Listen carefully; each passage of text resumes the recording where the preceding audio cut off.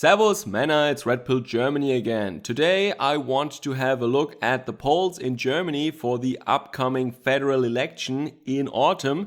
And we have seen some dramatic changes here during the last week. I want to explain those changes to you, and I want to make my case that I think that these polls are more or less correct, reflecting the opinions in the general population in Germany, and that this is not a fake and not a manipulation, because I know there is this impulse to say, oh, these polls are fake and manipulated anyway, but I want to make the case today that this is actually not true. So if you want to know why I think that these polls are more or less correct, then bear with me in today's video. I want to use a historic precedent, a comparison to something that we saw in the last election in Germany, the so-called Schulz effect, and I want to explain why the Green Party is so popular at the moment. Well, it is not just at the moment, I can say as much already right now. It is the continuation of the green wave that we had in 2019. Remember that year before the pandemic when the green wave was rushing over Europe and green parties were gaining in many countries. It seems like we are just back in this mode now, and the surge of the Green Party just continues. After they lost in the polls significantly as Germans ideologically circled the wagons around their great leaders, Söder and Merkel, for example. But as far as this effect is concerned, I think we are more or less back to normal, if you can dare to call it that way, in the current year.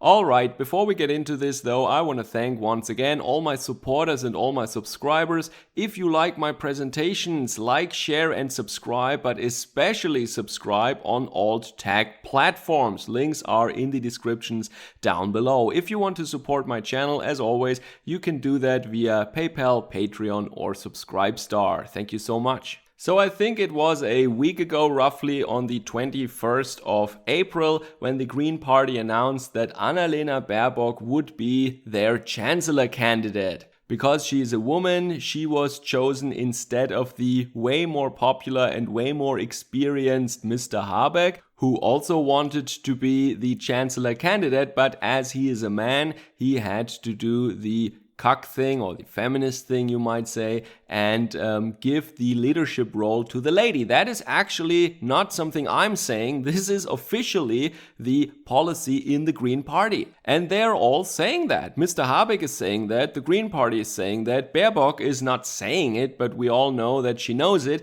This is officially the party line of the Green Party. So this is not a evil right-wing spin from my side here. No, this is what they're officially saying. Because she's a woman, she was chosen, period. But that is not the topic of this video. We want to look at the polls right now. So around that time, 1 week ago, 21st of April, let's say, there was a Forsa poll. Forsa is an institute that is traditionally more left-leaning. This is why I was very careful and I didn't make the video right away. They put out a poll that saw the Green Party at 28% and the CDU-CSU at 22%. And compared to the situation before, that was just the inversion. Before that, the Green Party was slightly above 20% and the CDU-CSU was slightly below 30%. So it looked like they just switched the numbers here. Also, it was very suspicious that this poll came out just when Baerbock was selected.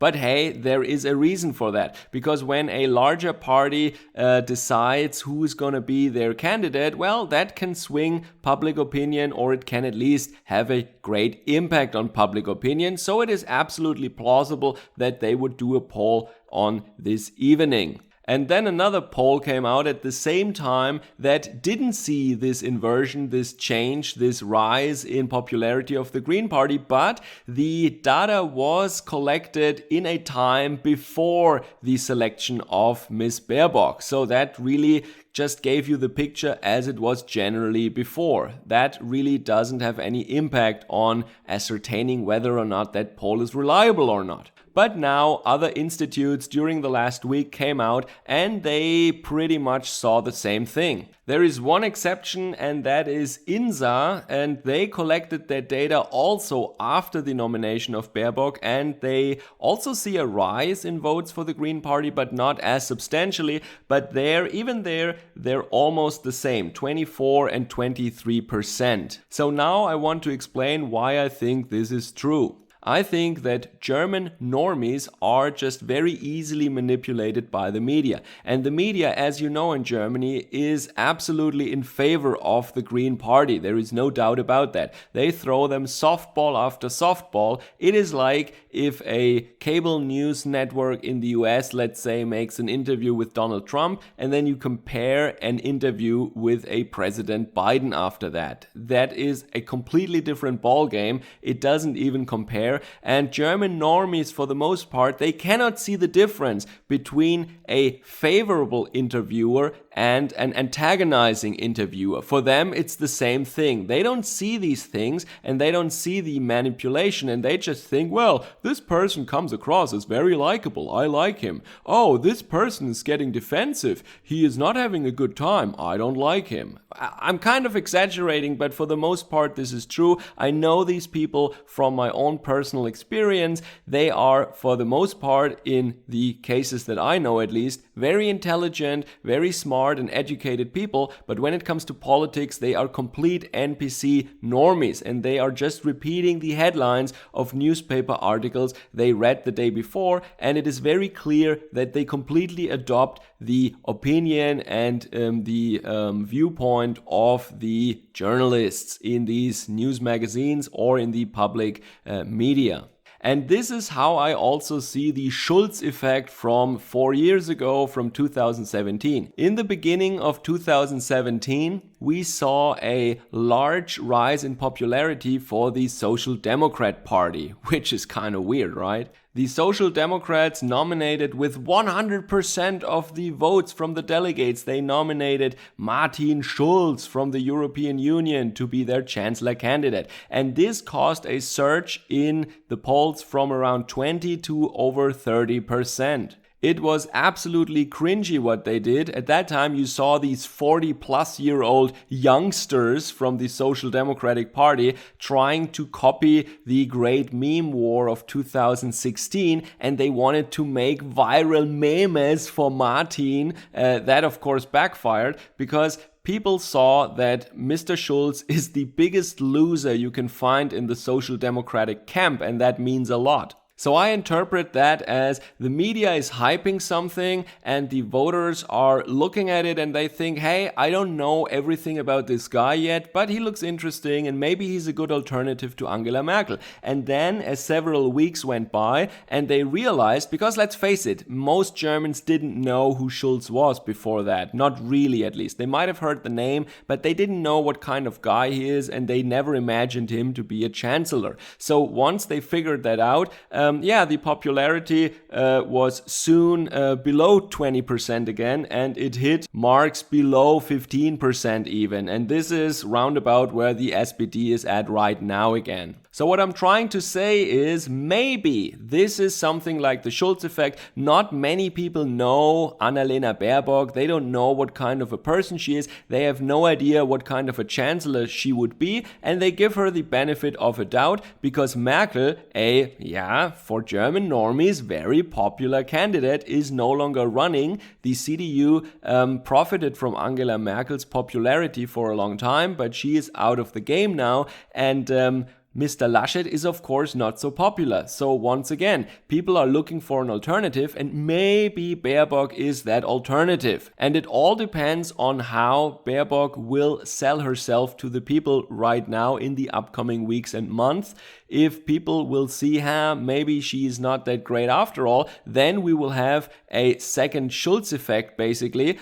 And if she will do a good job, and if she can keep up her game of trickery, let's say, for long enough, then she might actually become the chancellor, and the Green Party will actually be the biggest party in the German parliament. So let me conclude with some general remarks about the polls and the parties. There is a huge demographic in Germany that thinks of themselves as the center, die Mitte, some middle class people who are centrist, and they are not really set traditionally on one party or another. And they always choose from a pool of, let's say, CDU, CSU, SPD, FDP, and Green Party. These are the morally acceptable parties that have social proof from their friends and co-workers and their families. So in every year they choose which party kind of fits best for their ideas, or let's say which party to them is marketed in the most favorable way by the media. As I said earlier,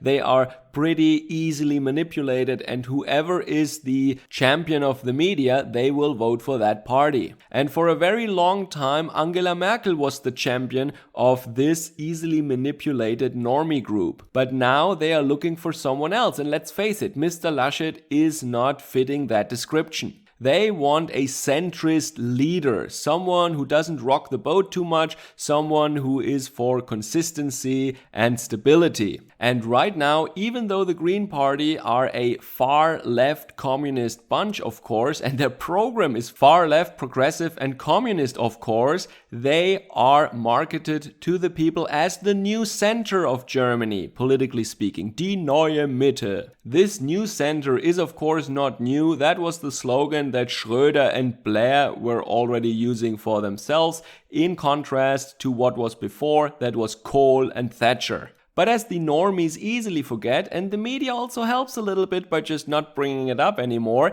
we see that this old slogan is used once again, and now for the Green Party. So let's look at what that means now. We see that the CDU was strong under Merkel, but Laschet is a weakling and everybody knows it and nobody likes him. So that means there is a huge chunk of these politically flexible and unaffiliated centrist normie people who are looking for a new party to vote for. They are moving away from the CDU and they're finding this new center that is marketed to them in the Green Party. And notice that the pretend Liberal Party, FDP, is also experiencing a substantial rise in the polls from 5 to 10%. It is not as much as the Green Party, but it is significant. It is something. And that also seems to indicate that there are people who are in this amorphous, unaffiliated group in the center that are a little bit more on the liberal pro-free market side that are jumping ship and they are moving to the liberals right now. But the biggest chunk, of course, is going to the Green Party, which only makes sense because, as I always said, Angela Merkel is basically a Green Party politician who is in the CDU. When she steps down and somebody else who is classically CDU, a little more socialist maybe, Mr. Laschet, when he takes the helm, then of course a lot of these people who were only voting CDU because of Merkel would now go over to the Green Party. It is absolutely plausible. It is what was to be expected, quite frankly. So I do not doubt these polls. That is the reason. It is plausible, it was to be expected, and I know my German normies. I know them very well, and I even know people, like old acquaintances of mine that I was in school with, who are now working in the German automotive industry. Can you believe that? And they vote green. Yes, their jobs depend on the internal combustion engine, and they vote for the party that wants to ban this technology. This is how weird they are. These people, I would say, are not unaffiliated politically. They are Green Party guys, of course, but it just goes to show how irrational they can be and how severe and how strong this programming from the side of the media is. If some celebrities are telling you to vote green because of some climate hysteria, yes, they do it. And remember last year, Fridays for Future was so popular, and this just continues. This effect was just displaced by the health scare, but now the climate scare comes back, of course. And in many German cities and districts, the organization of Fridays for Future in the Green Party, or the youth organization of the Green Party, let's say, was indistinguishable. It It's one and the same organization, basically. And that means that when all these young people are pro Fridays for Future, they are ending up in the Green Party, of course. And add to that, that slowly for the Social Democrats and the CDU, most of their voters are very old. And as time goes by, let's just say some of them are not with us anymore. So there is to be expected a steady decrease in their share of votes, naturally, because they haven't figured out for decades now how to win over new voters, and the old ones are dying. So that means you expect a steady decline there as well. It all fits. It is really to be expected. I have no reason to doubt these polls. I know German normies, trust me. But to sum up, we will see if this is something like the Schulz effect and if Miss Baerbock can withstand the pressure that will come. She will not be thrown softballs exclusively. Most of the time, yes, but not exclusively. And we will see how she will do during the next weeks. That will determine if this is going to be another Schulz effect or if she will really be the Chancellor of Germany. And then she can really choose. Is she reigning together with the CDU, CSU, or is she the new architect, maybe, or just the front lady, actually, of a new far-left coalition? I'm talking Commie Party, SPD, Green Party, under Miss Baerbock as the Green Chancellor of Germany. Alright, so this was my take on these recent very alarming polls, and I will keep you posted on that, so stay tuned. Have a great day. Servus, Kameraden.